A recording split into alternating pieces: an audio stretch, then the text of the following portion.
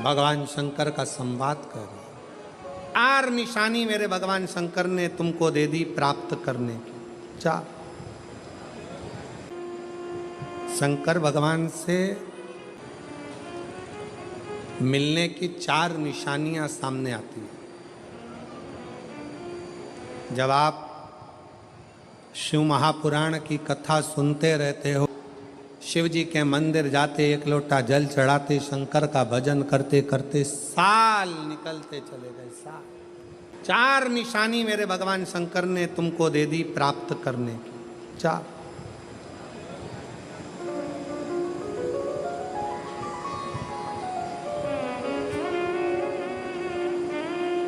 4 संकेत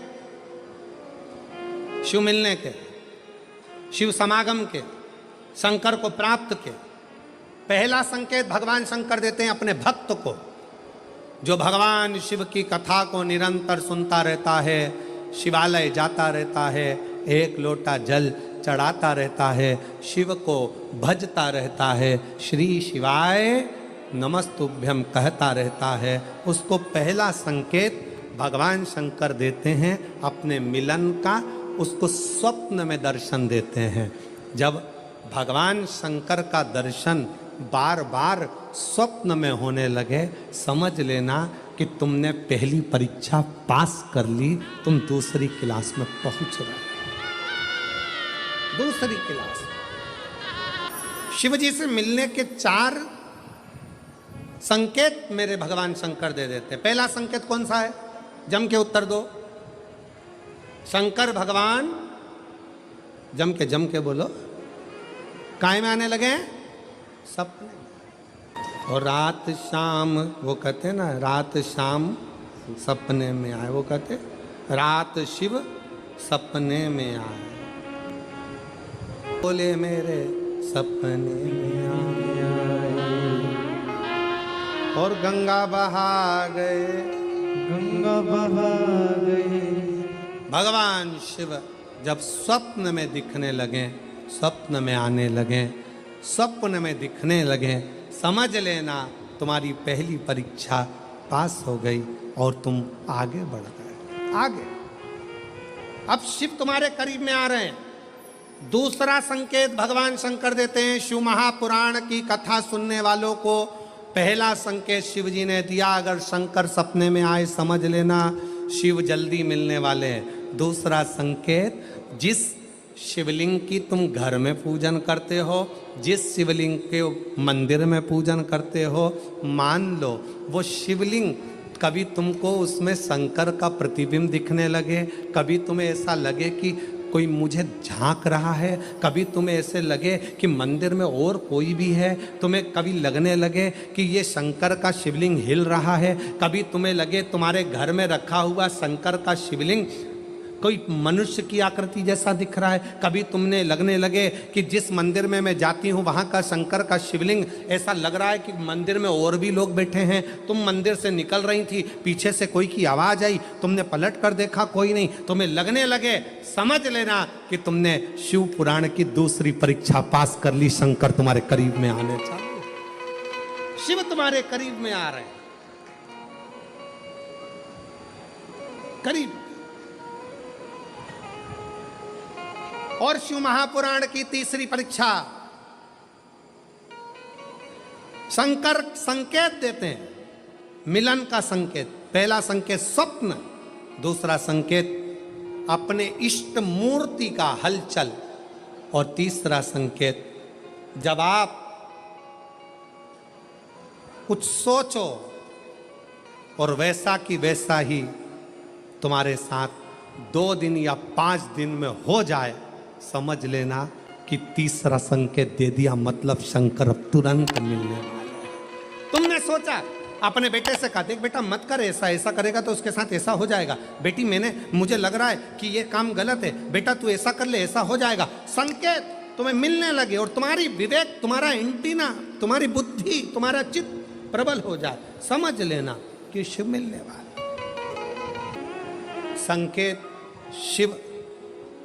तीसरे नंबर का संकेत भगवान शंकर देते हैं, जब आप शंकर के मंदिर में जाकर बैठो या अपने पूजन के स्थल पर जाकर बैठो और शंकर जी से आप बात कर रहे हो और उसका जवाब शिव देना प्रारंभ कर दें, संकेत में देना चालू कर दे, समझ लो शिव मिलने वाला। चौथा संकेत, अब चतुर्थ नंबर का संकेत, और ये संकेत नहीं, ये शिव का मिलना है।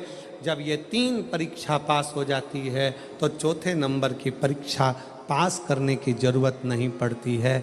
दुनिया के लोग कहते हैं कि भगवान आते हैं 2-4 घंटे रुकते हैं, सब झूठ है। भगवान एक क्षण के लिए आता है और तुम्हारे सामने आकर तुम्हारे सामने से निकल कर चले जाता है और तुम्हें महसूस करा देता है कि मैं तेरे सामने आया था और निकल कर चले गया, तुम मुझे पहचान नहीं पाया। आता है आए।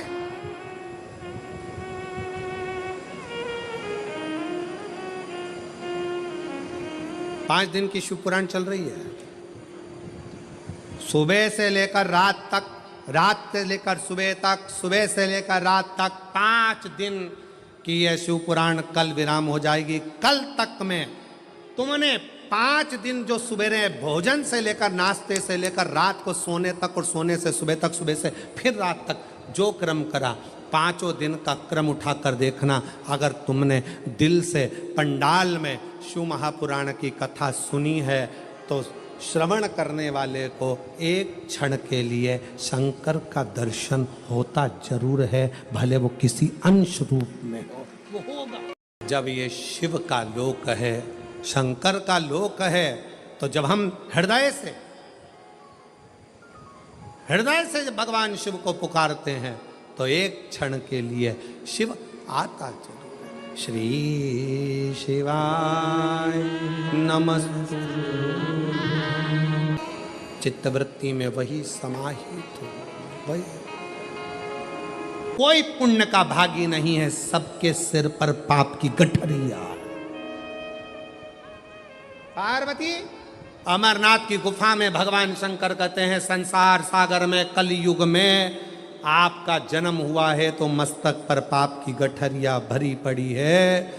कोई तुमसे कहे कि हमारा श्राप लग जाएगा, बद्दुआ लग जाएगी, ये लग जाएगा, वो लग जाएगा, दुनिया के लोग तुम्हें डराएंगे, धमकाएंगे, डरने की जरूरत नहीं है। संसार सागर में कोई दूध का धुला हुआ नहीं है। शिव पार्वती से कहते हैं, संसार में वही श्रेष्ठ है जो शिव की आराधना में डूबा है और शंकर के मंत्र का स्मरण कर रहा है। पाप सबके माथे पर है। 4 स्थान पर हर व्यक्ति से पाप होता है। पहला, झाड़ू लगाते समय छोटे जीव मर जाते हैं, पाप माथे चढ़ जाता है। दूसरा, वस्त्र धोते समय, नहाते समय छोटे छोटे जीव मर जाते हैं, उसका पाप माथे चढ़ जाता है। तीसरा, अग्नि जलाते समय, भोजन बनाते समय, लाइट जलाते समय छोटे छोटे पतंगे मर जाते हैं, उसका पाप माथे चढ़ जाता है। चौथा, अपने घर से चलकर जब हम कहीं जाते हैं, अपने पाँव के नीचे छोटे छोटे जीव मर जाते हैं, उसका पाप माथे चढ़ जाता है। 4 स्थान पर हर व्यक्ति से पाप होता है। प्रत्येक व्यक्ति के मस्तक पर पाप बंधा रहता है। पर सुन पार्वती, जो प्रतिदिन शिवालय में जाकर 1 लोटा जल शंकर को समर्पित करता है, वो धीरे धीरे पाप से मुक्त होकर मेरा अपना होते चले जाता है और वो संसार सागर से मुक्त हो जाता है।